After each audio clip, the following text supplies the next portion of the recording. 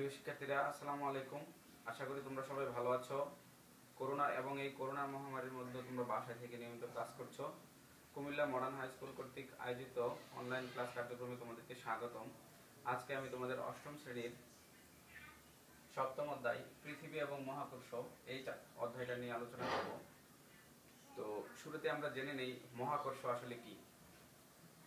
মহাকর্ষ হচ্ছে বস্তু জগতের যে কোনো দুটা বস্তুর মধ্যে যে আকর্ষণ, এই পৃথিবীর যে কোনো দুটা বস্তুর মধ্যে যে আকর্ষণ তাকে বলা হয় মহাকর্ষ।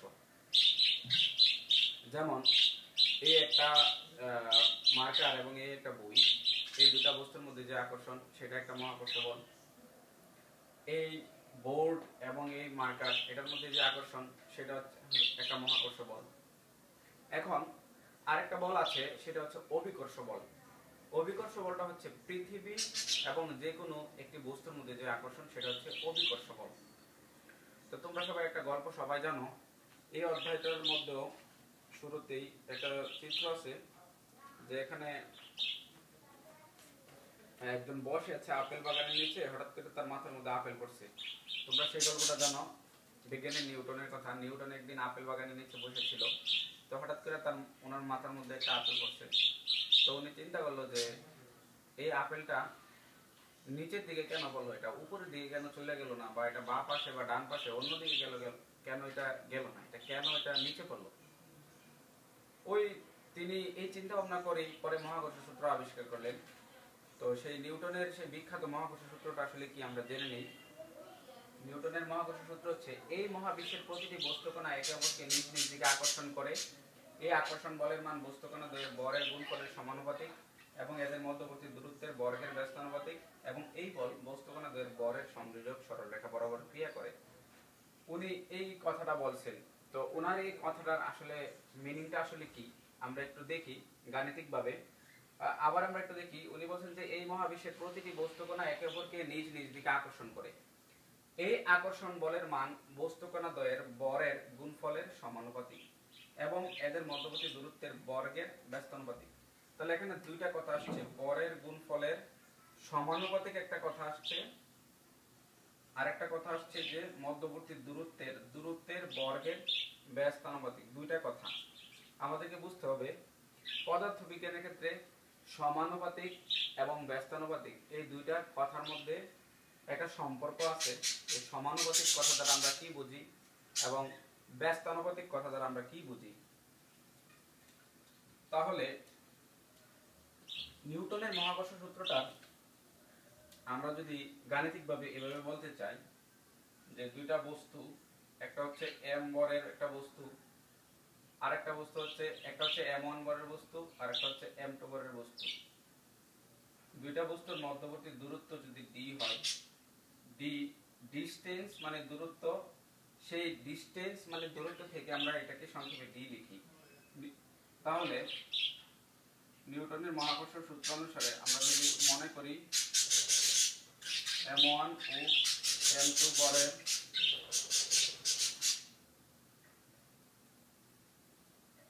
দুটি বস্তু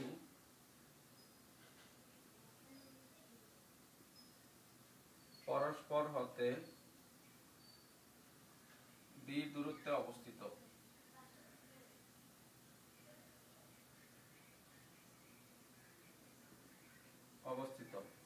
সুতরাং নিউটনের মহাকর্ষ সূত্র অনুসারে নিউটনের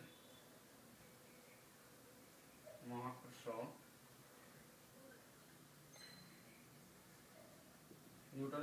সূত্র অনুসারে লেখা যায় F,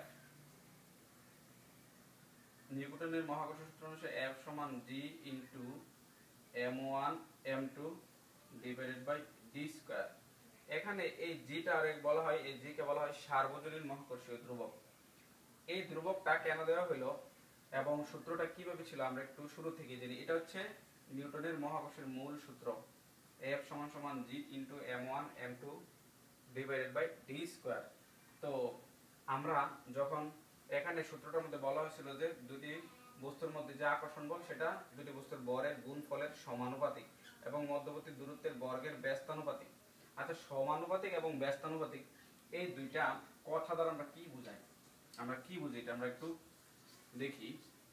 সমানুপাতিক হচ্ছে নিউটনের মহাকর্ষ সূত্র অনুসারে F বেরিজেস m1 m2 দুইটা বস্তুর বরের গুণফল যদি বাড়ানো হয় তাহলে তাদের মধ্যে কি আকর্ষণ বলটা বেড়ে যাবে। দুইটা বস্তুর যদি বর বাড়ানো হয় তাদের মধ্যবর্তী আকর্ষণ বল বেড়ে যাবে। তাহলে একটা বাড়ার সাথে সাথে যখন আরেকটা বাড়বে সেই সম্পর্কটাকে আমরা বলবো সমানুপাতিক সম্পর্ক। একটা বাড়ার সাথে সাথে আরেকটা বাড়বে। দুইটা বস্তুর বরের গুণফল যদি আমি বৃদ্ধি করি তাহলে আকর্ষণ বল বেড়ে যাবে। আবার দুইটা বস্তুর বরের গুণফল যদি আমি হ্রাস করি তাহলে আকর্ষণ বল হ্রাস পাবে। এই যে পদার্থবিজ্ঞানের ক্ষেত্রে এই যে সম্পর্কটা এটাকে বলে সমানুপাতিক সম্পর্ক। এটাকে যদি আমরা 1 নং সমীকরণ ধরি, এখানে আমাদের ডিটা স্থির, দূরত্বটা স্থির, ডি স্থির, দূরত্ব স্থির। আবার আমরা সূত্রটাতে পড়ছিলাম যে এবং এদের মধ্যবর্তী দূরত্বের বর্গের ব্যস্তানুপাতিক। এদের মধ্যবর্তী দূরত্ব যদি ডি হয় এবং এর বর্গ যদি ডি স্কয়ার হয় বর্গের ব্যস্তানুপাতিক।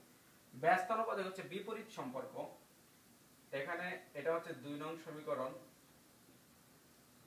এখানে m1 m2 স্থির, মানে আমরা বরের কোনো পরিবর্তন করি নাই, তাহলে m1 m2 স্থির। এখন এই দুইটা এখানে আমরা কি বললাম f বেরিজেস 1/d স্কয়ার, মানে হচ্ছে যদি দুইটা বস্তুর দূরত্ব বাড়ানো হয় তাহলে আকর্ষণ বলটা কমে যাবে। তাহলে এই যে বিপরীত একটা সম্পর্ক, এটা ছিল সমানুপাতিক। বরের গুণফল বাড়ার সাথে সাথে আকর্ষণ বল বৃদ্ধি পাইছে, বরের গুণফল কমার সাথে সাথে আকর্ষণ বল কমে গেছে, এটা বলে সমানুপাতিক সম্পর্ক। একটা বাড়ার সাথে সাথে আরেকটা বৃদ্ধি পায়, একটা কমার সাথে সাথে আরেকটা কমে যায়। আর যদি এমন হয় যে একটা বাড়ার সাথে সাথে আরেকটা কমে যায় অথবা একটা কমার সাথে সাথে আরেকটা বেড়ে যায়, এটাকে বলা হয় ব্যস্তানুপাতিক সম্পর্ক।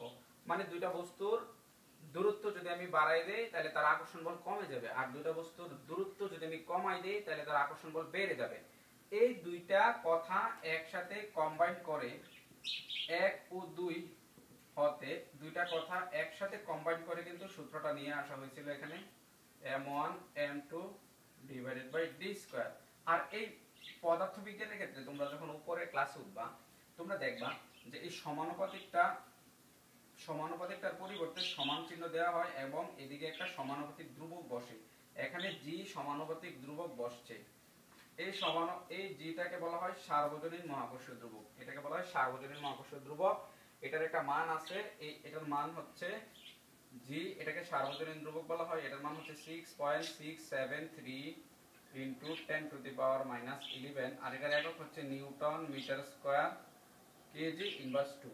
এটা সব সময় একই থাকে। এটাকে সার্বজনীন মহাকর্ষীয় ধ্রুবক কেন বলা হয়? কারণ এটা পৃথিবীর সব জায়গায় এই g এর মানটা একই থাকে। তাহলে এই সার্বজনীন মহাকর্ষীয় ধ্রুবক 6.673 into 10 inverse 11 newton metre square KG inverse 2, এই কথাটার অর্থ কি? এই কথাটারও কিন্তু একটা অর্থ আছে। দেখি আমরা এই কথাটার অর্থ কি।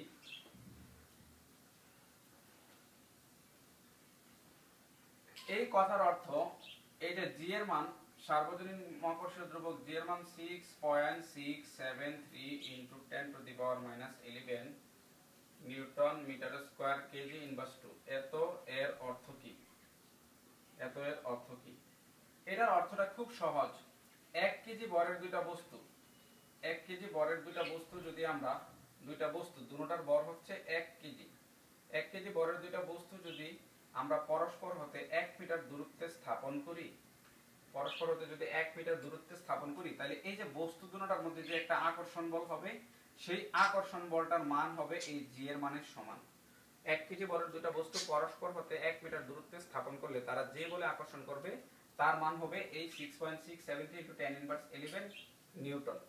আমরা জানি যে বলের একক হচ্ছে কি নিউটন, তাহলে এটা হবে নিউটন।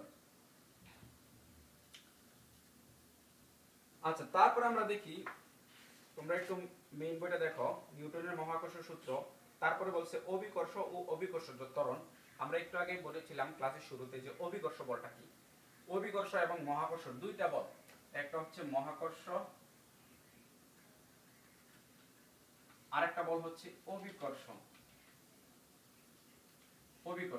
এই অভিকর্ষ হচ্ছে পৃথিবী ও যে কোনো বস্তুর মধ্যে আকর্ষণ, পৃথিবী ও যে কোনো বস্তুর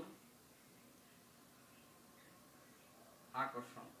তাহলে অভিকর্ষ বল মানে হচ্ছে পৃথিবী এবং যে কোনো বস্তুর মধ্যে যে আকর্ষণ তাকে বলা হয় অভিকর্ষ বল। আর মহাকর্ষ বল কি? যে কোনো দুটি বস্তুর মধ্যে আকর্ষণ, বস্তু জগতের বা পৃথিবীর যে কোনো দুটি বস্তুর আকর্ষণ, যে কোনো দুটি বস্তুর কি আকর্ষণ, যে কোনো দুটি বস্তুর আকর্ষণকে মহাকর্ষ বল বলা হয়। তাহলে দুই ধরনের বল, একটা হচ্ছে মহাকর্ষ আর একটা হচ্ছে কি অভিকর্ষ। এখন এখানে বলছে অভিকর্ষজ ত্বরণ। আমরা জানি যে যে কোনো কিছু একটা বস্তু যখন আমরা উপর থেকে ছেড়ে দিই এটা নিচের দিকে পড়তে থাকে। কেন পড়তে থাকে? কারণ পৃথিবীর কেন্দ্র বরাবর, সবকিছুকে পৃথিবীর কেন্দ্র বরাবর পৃথিবী আকর্ষণ করে। এই যে আকর্ষণের ফলে যে কোনো একটা বস্তুকে যদি তুমি উপর থেকে ছেড়ে দাও তোমরা, তাহলে এটা প্রতি সেকেন্ডে যতটুকু বেগ বৃদ্ধি পায় সেটাকে বলা হয় অভিকর্ষজ ত্বরণ। অর্থাৎ ভূপৃষ্ঠে মুক্তভাবে পড়ন্ত কোনো বস্তুর বেগ বৃদ্ধির হারকে বলা হয় অভিকর্ষজ ত্বরণ। ভূপৃষ্ঠে মুক্তভাবে পড়ন্ত কোনো বস্তুর বেগ বৃদ্ধির হারকে বলা হয় অভিকর্ষজ ত্বরণ। তাহলে আমরা দেখি অভিকর্ষজ ত্বরণটা মানে কি? অভিকর্ষজ ত্বরণ, অভিকর্ষজ ত্বরণ মানে হচ্ছে ভূপৃষ্ঠে মুক্তভাবে পড়ন্ত কোন বস্তুর বেগ বৃদ্ধির হারকে অভিকর্ষজ ত্বরণ বলে। ভূপৃষ্ঠে মুক্তভাবে পড়ন্ত কোন বস্তুর বেগ বৃদ্ধির হারকে অভিকর্ষজ ত্বরণ বলা হয়। অর্থাৎ ভূপৃষ্ঠে যখন কোন একটা বস্তু উপর থেকে পড়ে, 1 সেকেন্ড সময়ে তার বেগ যতটুকু, প্রতি সেকেন্ড পর পর তার বেগ যতটুকু বৃদ্ধি পায় তাকে বলা হয় অভিকর্ষজ ত্বরণ। আর এই অভিকর্ষজ ত্বরণটাকে জি দ্বারা প্রকাশ করা হয়। জি, অভিকর্ষজ ত্বরণকে জি দ্বারা প্রকাশ করা হয়। অভিকর্ষজ ত্বরণ এটাকে জি দ্বারা প্রকাশ করা হয়। আর জি এর একটা সমীকরণ আছে, সেটা হচ্ছে G equal to GM by R square. G equal to GM by R square. এই অভিকর্ষজ ত্বরণটা এক এক জায়গায় এক এক রকম হয়। কেন হয় খেয়াল করো। এই এমটা হচ্ছে পৃথিবীর ভর, এই জিটা হচ্ছে সার্বজনীন ধ্রুবক। এই পৃথিবীর ভরটা কিন্তু একটা ধ্রুব রাশি, এটার কোনো পরিবর্তন নাই। সার্বজনীন ধ্রুবক একটা ধ্রুব রাশি, এটার কোনো পরিবর্তন নাই। শুধু এখানে পরিবর্তন হয় দূরত্বের। তাহলে আমরা জানি যে পৃথিবীটা কিন্তু সর্বত্র গোলাকার নয়, এরকম চাপা। তো চাপা যদি হয় তাহলে এদিকে যে বেশি দূরত্ব এটা হচ্ছে বিষুবীয় অঞ্চল, এটা হচ্ছে বিষুবীয় অঞ্চল, এটা বিষুবীয় অঞ্চল। আর কাছাকাছি দূরত্বটা হচ্ছে মেরু অঞ্চল, এটা হচ্ছে মেরু অঞ্চল। তাহলে তোমরা একটু খেয়াল করো, জি এর মান দূরত্বের উপর নির্ভর করে। জি এর মান যদি দূরত্বের উপর নির্ভর করে, জি এর মানটা যদি দূরত্বের উপর নির্ভর করা হয়, তাহলে মেরু অঞ্চলে পৃথিবীর দূরত্বটা কম, তাহলে মেরু অঞ্চলে অবশ্যই জি এর মান বেশি। আর বিষুবীয় অঞ্চলের দূরত্বটা অনেক বেশি, সেজন্য জি এর মান কম। যেহেতু এটা নিচে আছে ব্যস্তানুপাতিক সম্পর্ক, আমরা একটু আগে এই সম্পর্কে বলেছিলাম সমানুপাতিক এবং ব্যস্তানুপাতিক। তাহলে এই যে G equal to GM by R square, এই সমীকরণটা কিভাবে আসলে আমরা একটু দেখি।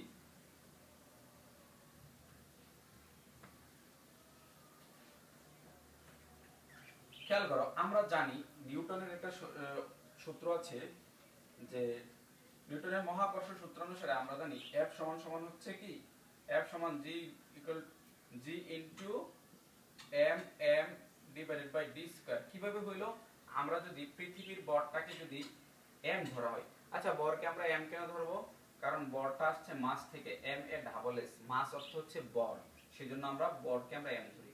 তাহলে এটা যদি পৃথিবী হয়, পৃথিবীর ভরকে আমরা m ধরলাম, এবং পৃথিবীর নিকটতম কোনো একটা বস্তু, এই বস্তুটার দূরত্বটা আমরা r ধরলাম পৃথিবীর কেন্দ্র থেকে, অথবা আমরা d ধরতে পারি, আমরা d ধরলাম। তাহলে নিউটনের মহাকর্ষ সূত্র অনুযায়ী এই যে পৃথিবী এবং এই বস্তুর মধ্যবর্তী যে আকর্ষণ বল, সেই আকর্ষণ বলটা কি হবে? F সমান সমান G into mm divided by d square. এটা যদি হয় একটা সমীকরণ। আবার আমরা জানি F সমান সমান হচ্ছে mg। হ্যাঁ, F সমান mg আমরা জানি। বল সমান সমান ভর ইনটু অভিকর্ষজ ত্বরণ। এখন দেখো 1 নং এবং 2 নং সমীকরণ থেকে আমরা যদি কম্পেয়ার করি, এদিকে F এদিকে F, তাহলে এই পাশ দুটোটা সমান যদি হয়, তাহলে এই পাশ দুটোটাও কিন্তু সমান হবে।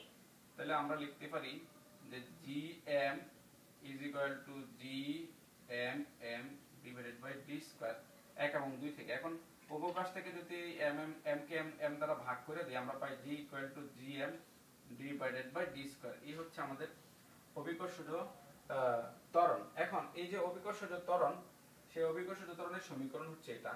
এই সমীকরণটা থেকে আমরা কি সিদ্ধান্ত নিতে পারি? এখানে পৃথিবীর ভর এটা স্থির, এটা কোনো পরিবর্তন নেই। এখানে সার্বজনীন মহাকর্ষীয় ধ্রুবক এটাও স্থির, এটার কোনো পরিবর্তন নেই। তাহলে অভিকর্ষজ ত্বরণটা নির্ভর করে কি দূরত্বের উপর।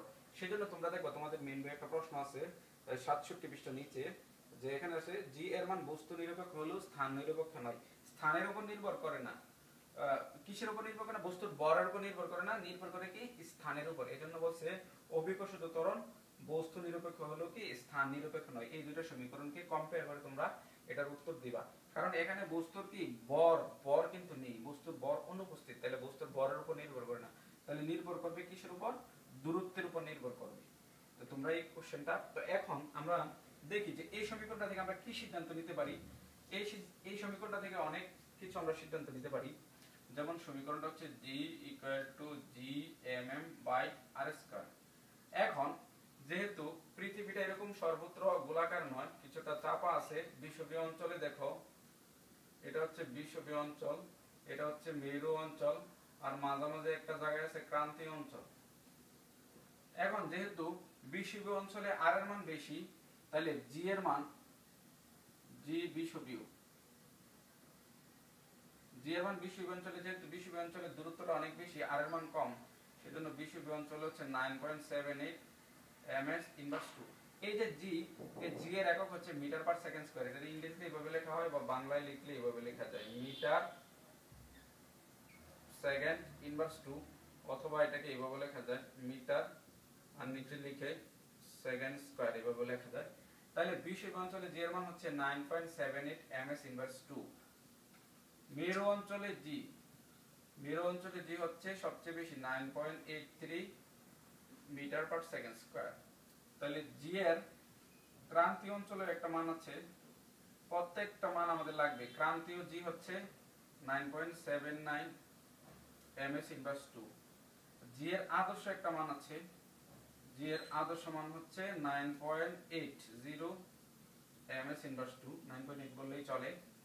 আর g পৃথিবীর কেন্দ্রে, কোন একটা পৃথিবীর কেন্দ্রে g এর মান হচ্ছে 0। পৃথিবীর কেন্দ্রে অভিকর্ষজ ত্বরণ কাজ করে না, তাহলে পৃথিবীর কেন্দ্রে অভিকর্ষজ ত্বরণ হচ্ছে 0। চাঁদেও কিন্তু g এর মান আছে, এটা এখানে লিখছি g চাঁদে, চাঁদে g হচ্ছে পৃথিবীর 6/1 তাহলে পৃথিবীতে হচ্ছে 9.8 আদর্শ মান, এটাকে যদি 6 দ্বারা ভাগ করো তাহলে তোমরা চাঁদের g পাবা 1.63 ms/2। এখন আমি এতগুলা g কেন লিখলাম? আমরা যখন এখানে অঙ্ক করব, এদের যখন অঙ্ক করব, প্রত্যেকটা g এর মান কাজে লাগবে।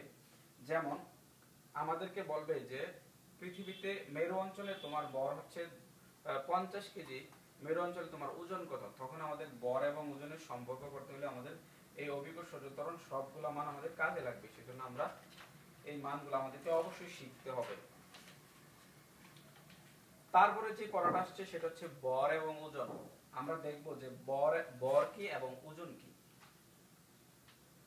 আমরা জানি ভর মানে কি, ভর বলতে আসলে কি বোঝায় এবং ওজন বলতে আসলে কি বোঝায়। ভর হচ্ছে কোন পদার্থের মোট পদার্থের পরিমাণ, কোন একটা পদার্থের মোট পদার্থের পরিমাণকে বলা হয় ভর। আমরা যে বাজার থেকে বিভিন্ন দ্রব্য ক্রয় করি সেটা হচ্ছে আমরা ভর পরিমাপ করি। আর ওজনটা হচ্ছে পৃথিবী তার কেন্দ্র বরাবর কোন একটা বস্তুরে যে বল দ্বারা আকর্ষণ করছে সেটা হচ্ছে ওজন। তাহলে ভর এবং ওজন দুইটা জিনিস, একটা হচ্ছে ভর আর একটা হচ্ছে ওজন। তাহলে ভর কি? কোন একটা পদার্থের মোট পদার্থের পরিমাণটা হচ্ছে ভর। আর ওজনটা কি?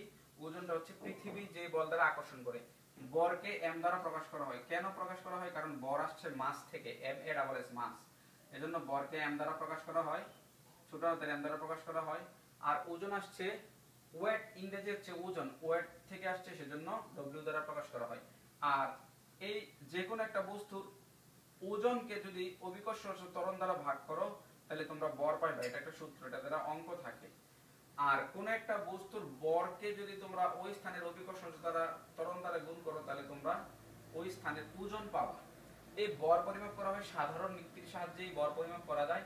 আর ওজন পরিমাপ করতে হলে স্প্রিং নিক্তির দরকার হয়। এক ধরনের নিক্তি পাওয়া যায় স্প্রিং নিক্তি, পরীক্ষাগারে যে বৈজ্ঞানিক পরীক্ষাগারে এগুলো পাওয়া যায় ল্যাবরেটরিতে, সেই স্প্রিং নিক্তির সাহায্যে ওজন পরিমাপ করা হয়। তাহলে কোন একটা বস্তুর ওজনকে যদি ওই স্থানের অভিকর্ষজ ত্বরণ দ্বারা ভাগ করো তাহলে তোমরা ভর পাবা। আর কোন একটা বস্তুর ভরকে যদি কোন একটা স্থানের অভিকর্ষজ ত্বরণ দ্বারা গুণ করো তাহলে ওজন পাবা। ভরের একক হচ্ছে কেজি। বরের একক কি কেজি, বরের একক হচ্ছে কেজি।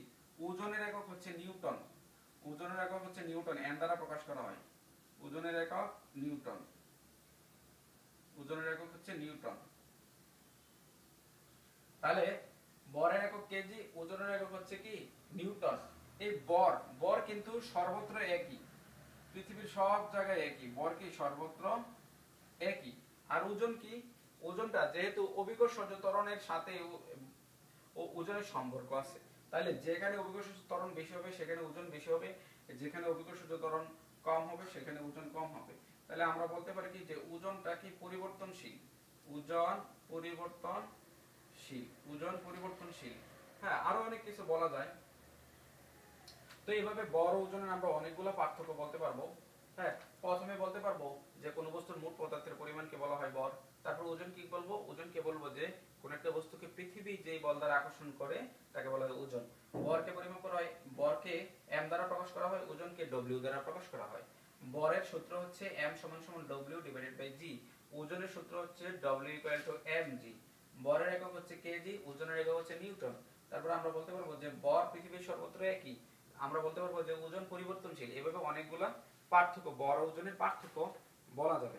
তো আজকে আমরা একটা অঙ্ক দেখব, বড় ওজনের সম্পর্ক দিয়ে একটা অঙ্ক দেখব। যেমন কোন জায়গায় বলল কোন বস্তুর বল, কোন বস্তুর বল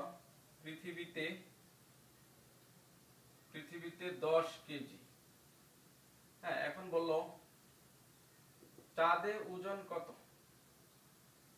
চাঁদে ওজন কত। তাহলে আমরা ওজনের সূত্র কিন্তু জানি, ওজন W ইকুয়াল টু কি mg। তাহলে পৃথিবীর ভর হচ্ছে 10 কেজি। আর তোমরা জানো চাঁদে অভিকর্ষজ ত্বরণ, আমি একটু আগে লিখেছিলাম চাঁদে অভিকর্ষজ ত্বরণ হচ্ছে 1.63 নিউটন। তাহলে এখানে যদি তোমরা 1.63 নিউটন রাখো, ওজনের রাখো হচ্ছে নিউটন, তাহলে কি হবে 16.3 নিউটন হবে। তাহলে কোন বস্তুর ভর যদি পৃথিবীতে 10 কেজি হয় তাহলে চাঁদে তার ওজন হবে 16.3 নিউটন। অনুরূপভাবে তোমাদেরকে যদি কোথাও ওজন দেওয়া থাকে, যেমন বলল যে কোন বস্তুর, বলল যে কোন বস্তুর ওজন 98 নিউটন, 98 নিউটন হলে ওই বস্তুর ভর কত। ওই বস্তুর ভর কত মানে পৃথিবীর আদর্শ মান, আদর্শ মান দিয়ে আমাদেরকে এটা বের করতে হবে। তাহলে ভরের সূত্র কি W ডিভাইডেড বাই g। তাহলে W হচ্ছে এখানে 98 নিউটন আর g এর আদর্শ মান হচ্ছে 9.8। তাহলে এটা আমরা ভাগ করলে পাবো 10 নিউটন। তাহলে ওই বস্তুটা, সরি বস্তুর ভর চাইছে, তাহলে এটা হবে 10 কেজি। তাহলে বস্তুটার ভর হচ্ছে 10 কেজি। তদ্রূপভাবে যদি বলে একটা বস্তুর ভর 10 কেজি, মেরু অঞ্চলে তার ওজন কত, তখন কিন্তু আমরা একই সূত্র দিয়ে, ওজনের সূত্র দিয়ে করব, কিন্তু জি এর মানটা আমরা মেরুর যে জি এর মান ওটা বসা দেব, 9.83 দ্বারা গুণ করতে হবে। হ্যাঁ, একইভাবে যদি আমাদেরকে বলে বিষুবীয় অঞ্চলে ওই বস্তুটার ওজন কত, তখন কিন্তু আমাদেরকে ওই বিষুবীয় জি ব্যবহার করতে হবে। তো আজকের ক্লাস এই পর্যন্তই। তোমরা মনোযোগ দিয়ে ক্লাসটা দেখবে এবং মেইন বইটা কয়েকবার রিভিশন করবে, তাহলে তোমরা আশা করি ভালোভাবে বুঝতে পারবে। তো আজকে এই পর্যন্তই, আল্লাহ হাফেজ, সবাই ভালো থাকো।